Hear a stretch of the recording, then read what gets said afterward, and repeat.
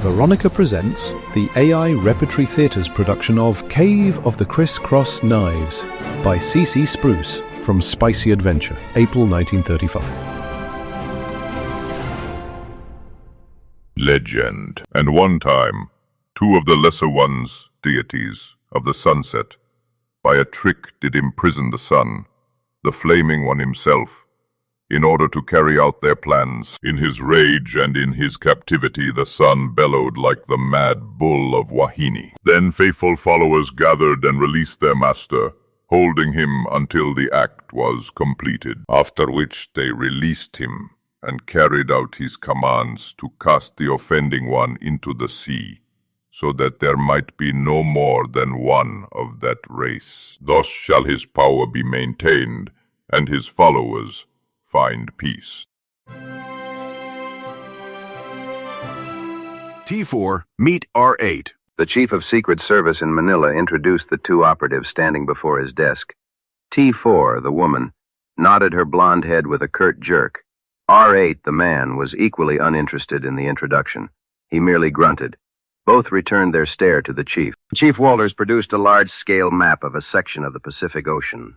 He pointed to a mere speck inked in on its surface. He said, "The island of Parambi has never been officially charted. It is small, jungle-covered, and fever-ridden. Decidedly volcanic, we have only the assurance of our scientists that it will not lose itself in the depth of the Pacific at any time. That, however, is beside the point for the present. You will notice its strategic position." T4's blonde head bumped with R8's red thatch as both bent forward. Neither noticed. Walters noticed and chuckled. He leaned back in his chair. I've chosen you two for reasons I'll divulge later. The existing situation at Parambi is this. Our government has, for some little time, maintained a fueling station on that island. Other powers doubtless knew of that, but by the right of first come, first served, our two men had not been molested. That has changed. The bi-yearly cutter which took them supplies returned here some time ago. Both men are dead. The supply of gasoline and oil is gone. Some coal remains. There was no sign of any of the 24 or so natives which had inhabited this island. The bodies of the two men remained. The commander of the cutter took photographs, left two more men, and returned for orders. Pleasant pictures they were, too. Here, look. He pushed photographs across the desk. The two operatives did as they were bid. The photographs were clear, all too clear. The bodies of the two white men, nude, were stretched across a pile of coal. Their torsos had almost been severed from their legs. Through the gaping wound which stretched across their abdomens could be seen the gleam of white bone, the backbone, the only thing which still held the bodies together. Those were the first two. There have been others. One man only has managed to survive between visits of the cutter, which, by the way, has been changed to bi-monthly. T4 and R8 bent forward again. Walters went on. But that man was insane. His hair had turned white. His talk was for the most part gibberish, yet every word was taken down. From those fragments, we have pieced together a plan of action. Your orders. The man and woman picked up the two sealed envelopes Walters pushed across to them. The Secret Service chief went on. We have studied every inch of that island by airplane. When you read your orders, please remember that they are the result of careful study and deduction. Here are two more packets for you. They contain dyes with which to stain your bodies. Here are the only weapons you will be able to take with you. T4 and R8 stared at the two razor-sharp, wavy blades. The knives were about 14 inches long, and all but 2 inches of that was blade. The handle of each was only a circular band of metal resembling the thumb hole on a pair of scissors. Walters stood up. I suggest that you two read your orders together. I don't think I need tell you about the danger of your mission. The chief held out both hands. The operatives each placed a palm in his. Walters shook those hands. The only way I can express what I am thinking is to say that right at this moment, I am shaking hands with at least one person who will soon be dead. Once outside and on the street, the two operatives underwent a distinct change. R8, the red-headed man, slouched along as if he had no cares in the world. The competent woman, T4, changed into a clinging vine, as far as outward appearances were concerned. The man said, "Pleasant sort of chap, the chief, so cheerful." He kept his voice low. "Shall we go to my room?" Why not? T4 replied. And by the way, you might tell me your name, if we have to work together. She didn't finish the sentence, but the man got the impression that she disliked the idea of working with anyone. And here I was, just beginning to like you. Oh, all right. I might as well confess. I joined the Secret Service just to get a number and numeral instead of a name, and now the hateful secret comes to light. My name. He hesitated. Well? T4's voice was a bit out of keeping with her clinging role. My name is Tourdzone Kinley. Now go on, laugh, and then tell me yours. The woman did laugh. Where on earth did you get such a name? I was born on a boat, Kinley said with mock misery. just as it was crossing the equator. I guess my parents had a sense of humor. What's your name? Lilandra Sweeney. T4 said firmly. She added. I guess it's your turn to laugh now. The man did chuckle. He said, I wonder if that's why the chief chose us to work together. Really, two people with names like ours shouldn't be allowed to live. She said sweetly, But it is a shame for such a name as Tourdzone Kinley to end with your early death. He smiled languidly. Nice. Suppose we get to work? She snapped. Kinley's room proved to be a small house on the outskirts of town. Its untidy state spoke of the complete absence of servants, but neither man nor woman paid any attention to that. They were both too interested in their orders. First, they read the complete ravings of the man who had lived and who had become insane. Certain words and phrases were repeated in that exact record. The gods are purple, cave of the Criss-Cross knives, clearing in the jungle, coal is an altar, purple gods from the sunset, clothes are taboo, poor Winton, he touched coal, the Criss-Cross knives, poor Winton, saved by a sunbath, purple gods. There was much more of the same. The name Peretti was repeated again and again. Kinley whistled. Peretti, do you know him, Lilandra Sweeney? She shrugged with impatience at his use of her name. Of course. Paid spy for whoever will give him his price. He used to be with Japan, a smart, cunning operative, and rather handsome. You would think of that last. Let's read our orders. Walter's commands were brief, yet explicit. Be at the government airfield tomorrow just before dawn with your bodies stained purple. You will find the dye in the packet.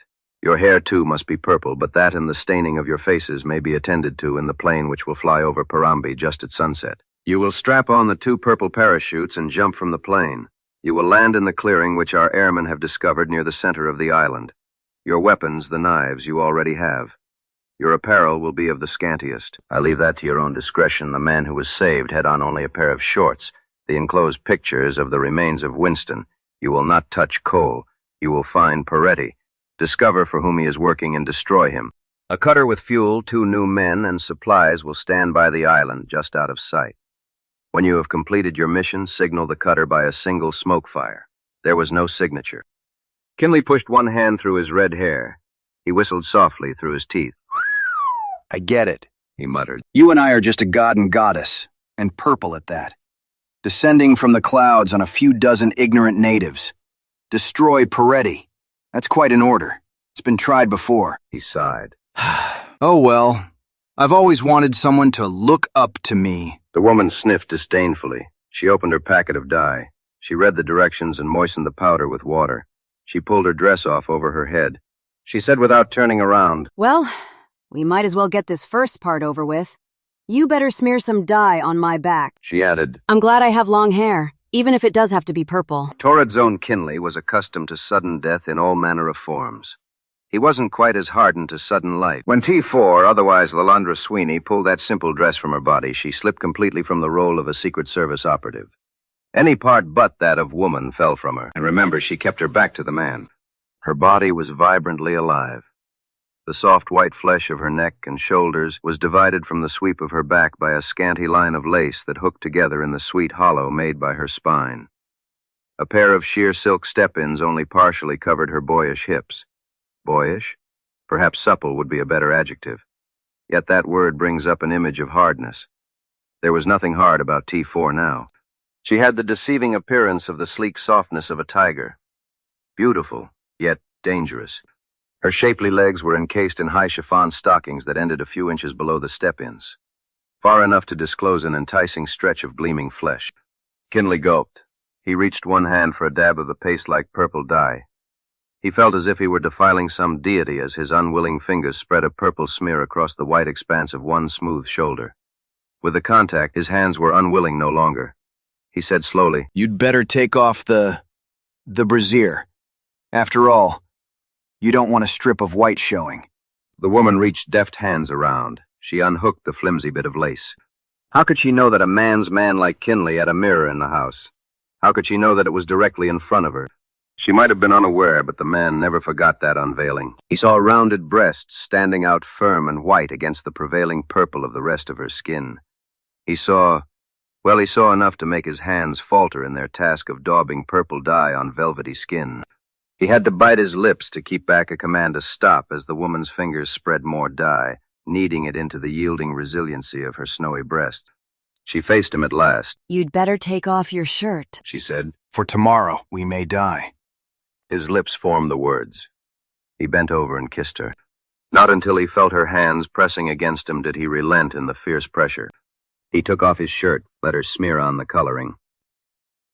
When they reached the airport the next dawn, they were calling each other Todd and Lil.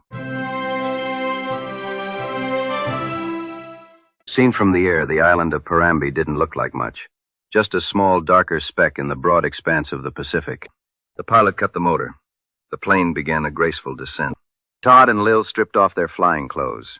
Their faces shone purple in the strong sunset light. They strapped on their parachutes. Todd Kinley saw now why the woman was thankful for her long hair. She tucked the purple strands into the belt of her chute. It outlined and concealed the curve of her breasts.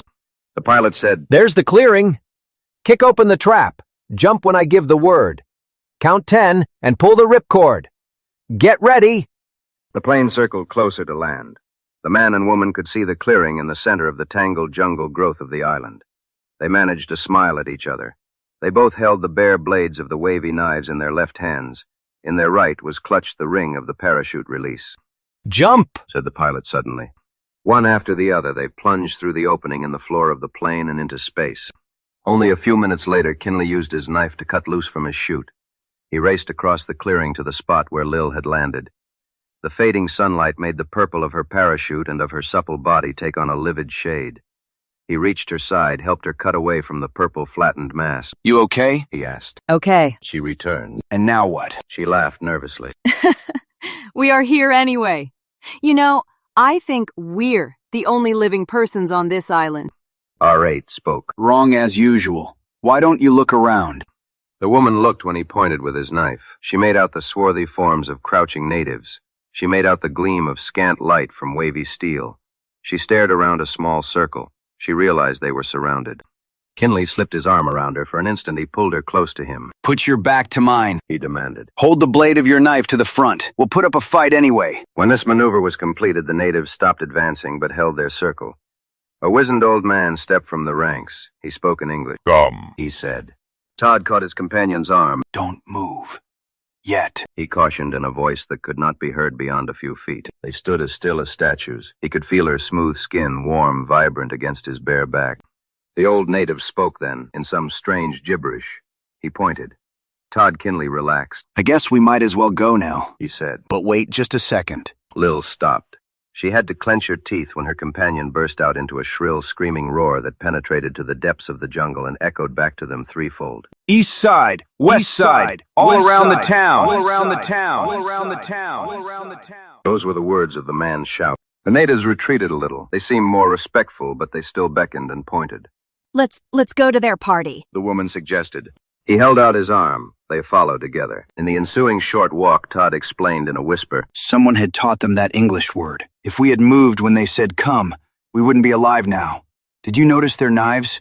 Yes. Came the soft answer. But where do we go from here? Before the man could venture any opinion, the strange party came to a yawning hole in the earth. Once again, the old native who was leader spoke at length. He pointed again. Todd said softly and soberly. I recognize a few words of that dialect. A dialect that has not been used for many hundreds of years. We might as well go down. We might as well go into this hole which is called the Cave of the Criss-Cross Knives. The woman showed her courage by humming a few bars of the Song of the Islands as they stepped down into total blackness. Todd's arm was around her. His fingers closed automatically around the softness of one breast that was enshrined in the long purple of her hair. They went down a rude flight of stone stairs together. The blades of their wavy knives pierced the dark before them. Both man and woman were counting those steps in an undertone. Not until they had reached 189 did the path level out. Even then there was a walk of several minutes, made long by the almost total blackness, before the tunnel widened into a lighted amphitheater. The small party stopped at a brusque command from the ancient leader. That one, apparently a medicine man or witch doctor, shouted one phrase in the strange dialect. Todd translated softly. He says, "The purple gods come." I know. Lil returned impatiently. You aren't the only one who has studied ancient Polynesian dialects and the customs of these natives. Neither had time to carry on that line of talk. They both had eyes only for the spectacle of that underground cavern. Nature can be prodigal with her beauties, no matter in what part of the earth they may be found. That cavern was immense. It stretched beyond mere eyesight. Stalagmites and stalactites echoed and reflected the light of strangely perfumed torches stuck in stone sockets on the walls. The band proceeded down a worn path in the midst of this subterranean grandeur. Dwarfed by the magnificence of the sight, Lil and Todd walked together. Their bodies seemed to merge into one as they sought the comfort of another person who knew and had felt the outside world. Still, their strange, wavy, bladed knives were held before them. Neither of them spoke. The cavern narrowed slightly. More torches filled the notches on the walls and shed their flickering light. Weird growths reflected that light in hitherto unseen and therefore unbelievable colors.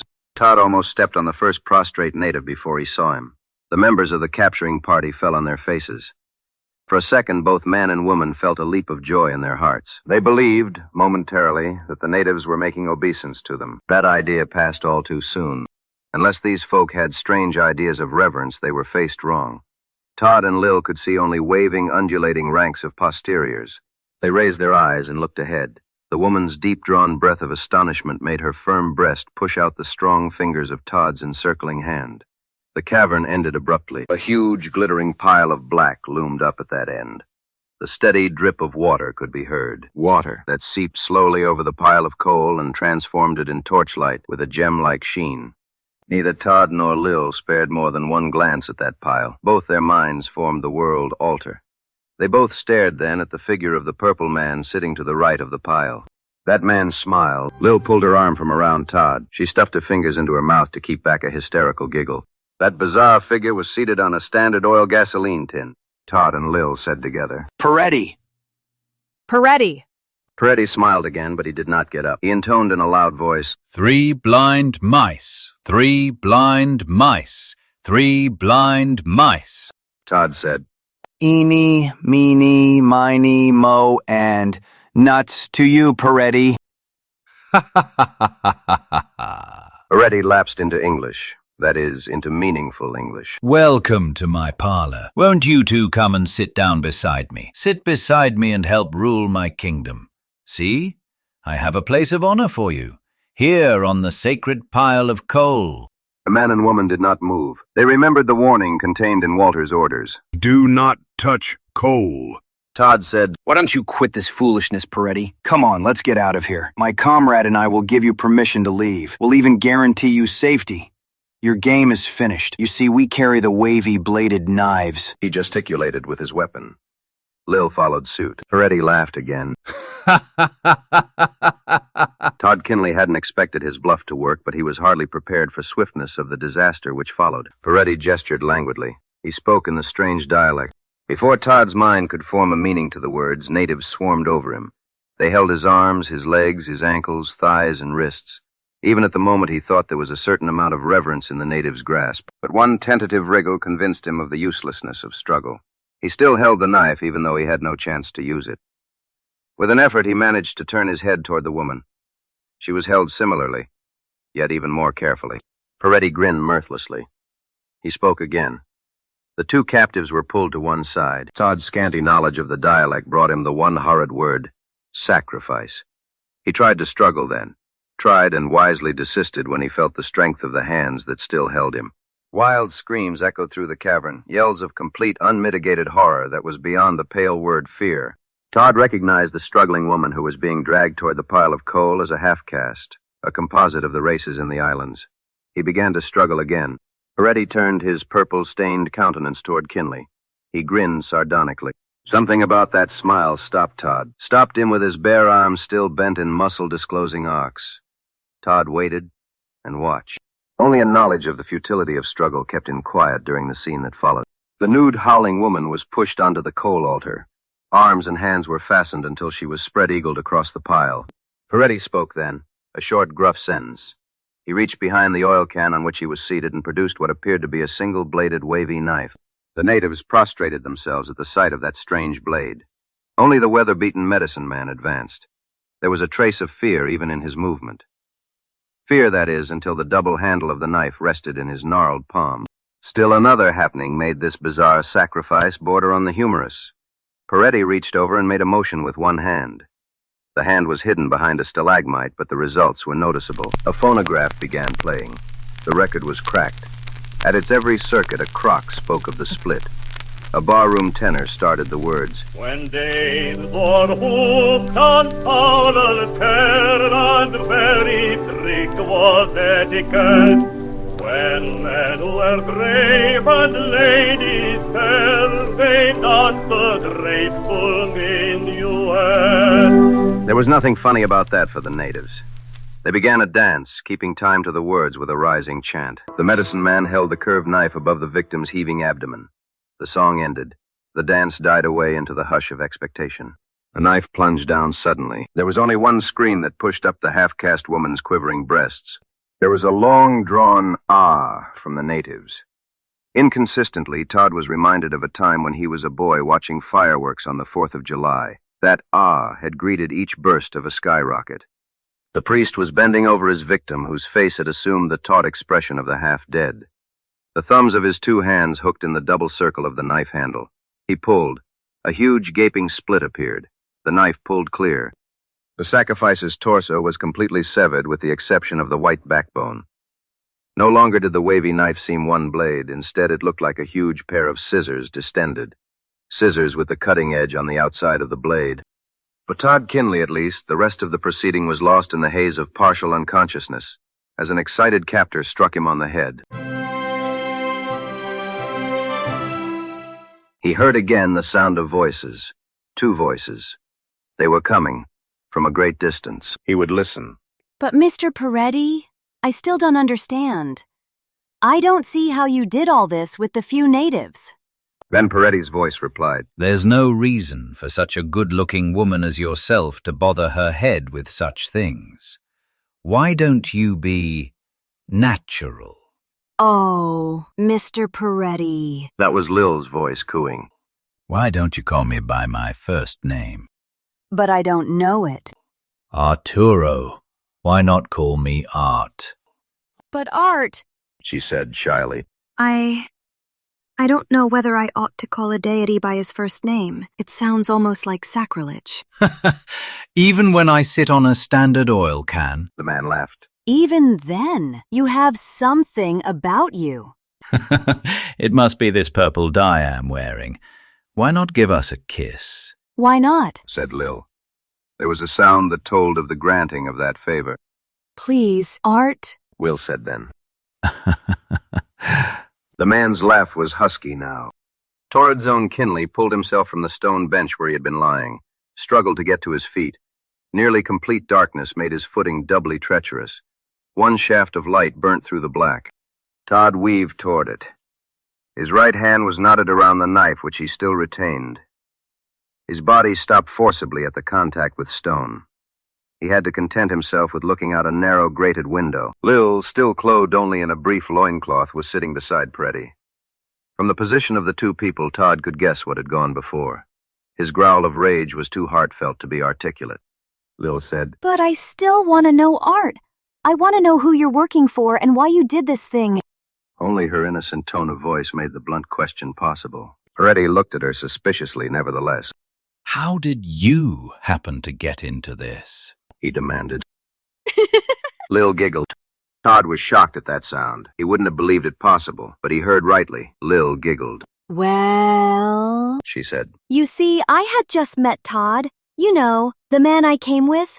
He came home. That is, he came to see me one evening and said he had to go on a trip. he swore he wouldn't leave me behind.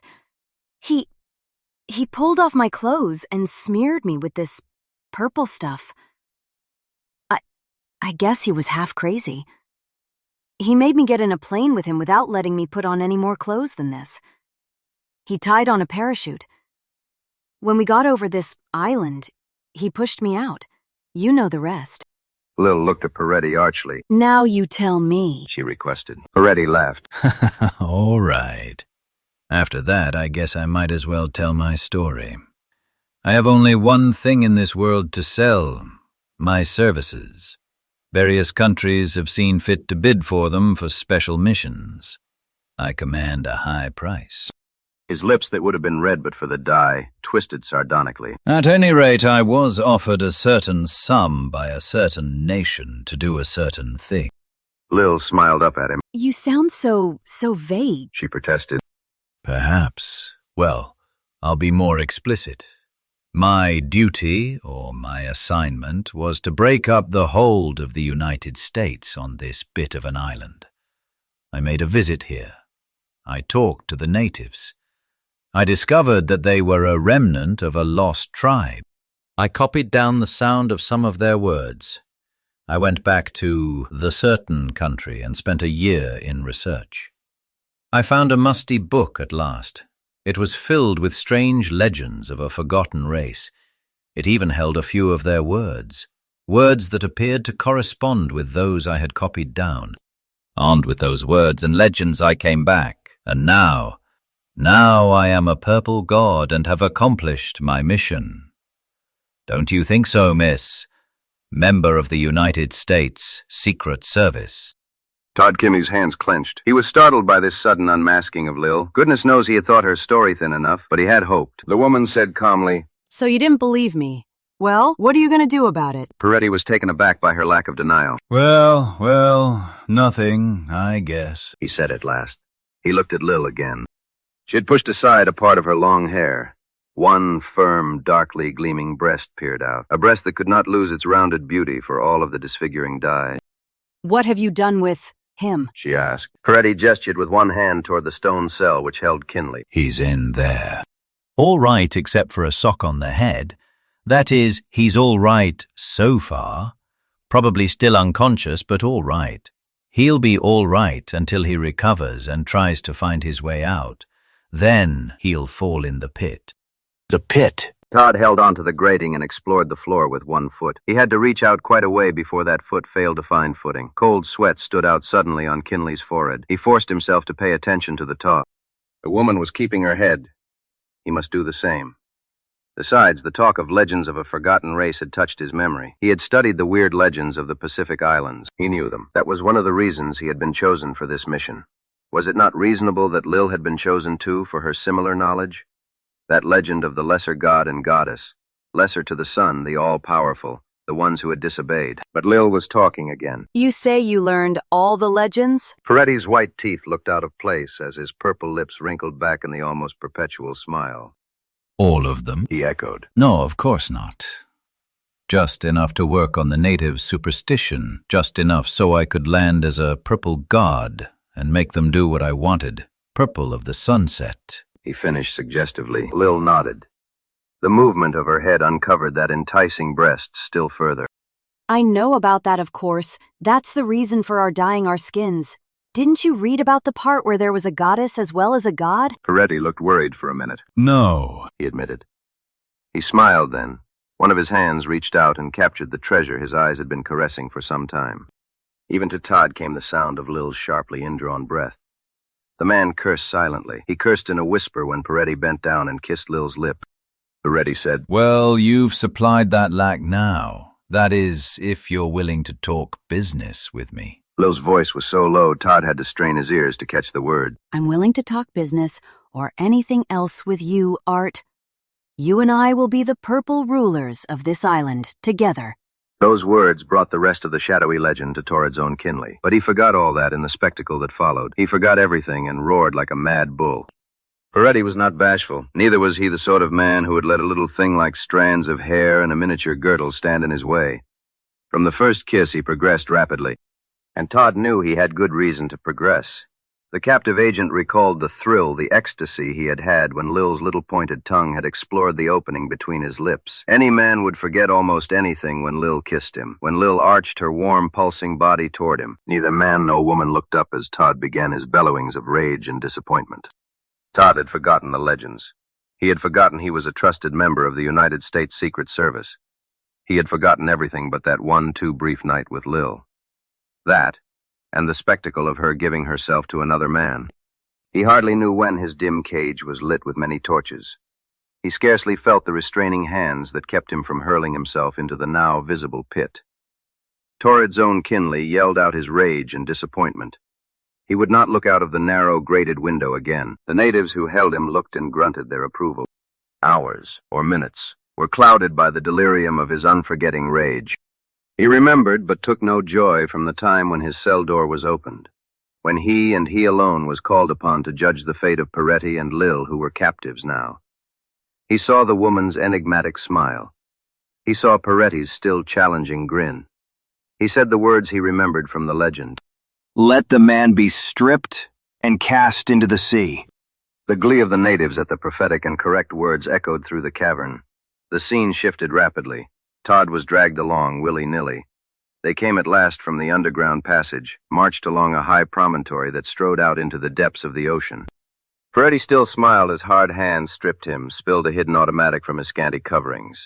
He grinned once as two husky natives swung his unresisting body. A little knowledge is a dangerous... The words were cut off as the natives hurled him into space. Kinley watched his arching fall. He saw the writhings of the man's body. He saw Peretti strike feet first in a huge swell. He shook his head and looked around. With the exception of Lil, he was alone on that wind-swept-out thrust of rock. Well, Lil said calmly. I guess that's that. I guess we've accomplished our mission. We have destroyed Peretti and we know who hired him. Todd Kinley shook himself. The ocean air was good and clean. It swept away the hate-torn fragments of thoughts from his mind. He muttered, How do we know who hired him? His eyes were still focused on the ocean, on the spot where Peretti had disappeared. Silly, said Lil. you and I know the one library in the world where the musty book containing that legend can be found. That legend... And one time, two of the purple ones, lesser deities of the sunset, by a trick did imprison the sun, the flaming one himself, in order to, carry out their plans? In his rage and in his captivity, the sun bellowed like the mad bull of Wahini. Then faithful followers gathered and released their master, holding him until the act was completed, after which they released him and carried out his commands to cast the offending one into the sea, so that there might be no more than one of that race. Thus shall his power be maintained and his followers find peace. The man tried to think only of the great library belonging to a certain great nation in which that legend had been found. He said suddenly, He came up. He's swimming. He bent over and picked up the automatic. It blasted down into the water, raising miniature geysers until Lil caught his hand. Why do that? She asked. He can't swim to the Philippines. Todd looked at her. You worried? He asked. Not particularly, if you'll walk along this cliff and down onto the dark beach with me. That is, after we build the signal smoke fire. Todd Kinley, sometimes known as R8, looked at his companion in this adventure. In the light of the setting sun, her lithe figure glowed like burnished bronze. The jutting cones of her lovely breasts rose and fell with each breath, then trembled slightly as she dropped her eyes before his gaze. He turned away and stared down into the darkening waters. There was no dark head visible. At your service, Lil. He snapped. As soon as I build the fire. We hope you enjoyed AIRT's production of Cave of the Criss-Cross Knives by CC Spruce. If you would like more of this kind of story, please let us know in the comments.